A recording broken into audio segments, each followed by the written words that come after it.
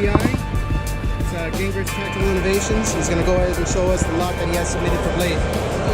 So we did a brand new lock this year for Blade Show. We got the patent on it, or patent pending, I should say. And it is a dual-purpose lock. So the back end, if you can see that, when it's in a closed position, is your glass breaker. It's in a V shape. There are 4 points, 2 flats, and the angles.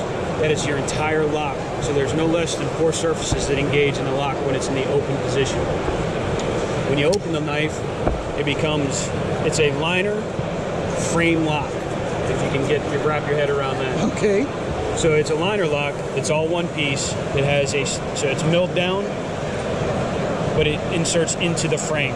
So even in the lock position, when it engages the back of the blade, the liner's engaging the blade in 4 positions. It also is engaging the handle in 4 positions. Nice.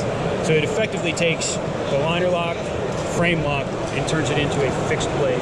So to get this lock to fail, you have to have catastrophic failure. So this is the new one for this year. Okay. This should be out hopefully later this year, and we'll be licensing the lock to some other folder companies out there, hopefully to become the new standard and strength for the folders.